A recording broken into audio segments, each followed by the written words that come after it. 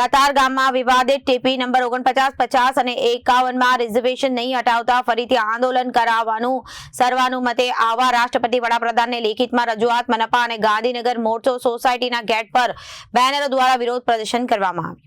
TP scheme number 49, 50, 51 પીડિત પરિવાર સમિતિ આયોજિત નૂતન વર્ષને મિલન તેમજ આગામી સમયની રિઝર્વેશનના આંદોલનની રણનીતિ માટે કાર્યક્રમનું આયોજન કરવામાં આવ્યું હતું। કતારગામ સ્થિત વૃંદાવન સોસાયટીની વાડીમાં આયોજન કરાયું હતું, જેમાં 70 થી વધુ સોસાયટીના પ્રમુખ હોદ્દેદારો અને મોટી સંખ્યામાં રિઝર્વેશન પીડિત લોકો જોડાયા હતા।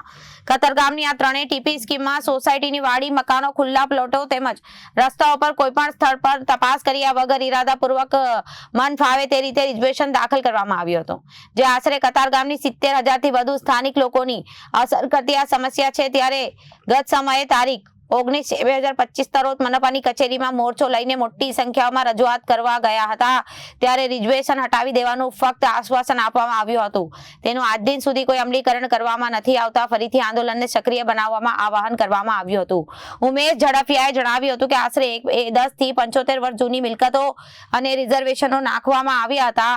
સરકારી રેકોર્ડની તપાસ કરાવ્યા બાદ અસરગ્રસ્તો મિલકતની ખરીદી કરી, ત્યારે કોઈ રિઝર્વેશન મિલકતમાં હતા નહીં, જેથી સચોટ પૂર્વ અને સરકારી કચેરી પર વિશ્વાસ રાખી મિલકતની ખરીદી કરી હતી, પરંતુ રાતોરાત ખોટા રિઝર્વેશન દાખલ કરવામાં આવ્યા છે। છેલ્લા 3 વર્ષથી રિઝર્વેશન અંગે નેતાઓ તેમજ સરકારી કચેરીમાં લેખિત કે મૌખિક રજૂઆત કરી રહ્યા, પરંતુ તે કોઈ અમલીકરણ થતું નથી, જેથી આ કાર્યક્રમમાં સર્વેનું મતે નિર્ણય કરવામાં આવ્યો હતો અને આગામી ટીપી સ્કીમ 49, 50 અને 51માં ઇરાદાપૂર્વક દાખલ કરેલા રિઝર્વેશન હટાવવામાં નહીં આવે ત્યાં સુધી ફરીથી આંદોલન સક્રિય ચાલુ રહેશે, જેમાં સર્વાનુમતે આ નિર્ણય લેવાનું આહવાન કરવામાં આવ્યું છે।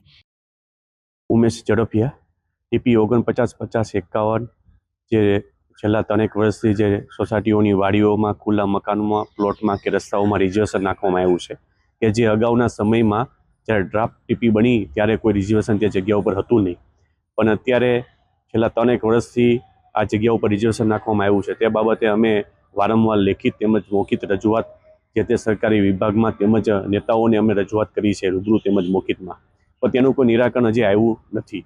ખાલી ફક્ત ને ફક્ત આશ્વાસન મળી રહ્યું છે, તેનું કોઈ અમલીકરણ કરવામાં આવ્યું નથી।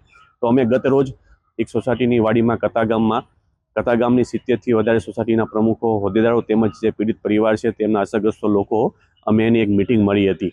તે મિટિંગની અંદર સર્વાનુમતે નક્કી કરવામાં આવ્યું છે કે જો આગામી સુરત મહાનગરપાલિકાની ચૂંટણી પહેલાં જો આ રિઝર્વેશન હટાવવામાં નહીં આવે, જે ઇરાદાપૂર્વક નાખવામાં આવ્યું છે તો એ રિઝર્વેશન હટાવવામાં નહીં આવે તો આગામી ચૂંટણીનો અમે બહિષ્કાર કરીશું, તેમજ મુખ્યમંત્રી, વડાપ્રધાન, રાષ્ટ્રપતિને લેખિતમાં રજૂઆત કરીશું અને ગાંધીનગર તેમજ સુરત મહાનગરપાલિકામાં મોરચો લઈને જવાની તૈયારીઓ સર્વાનુમતે નક્કી કરી છે।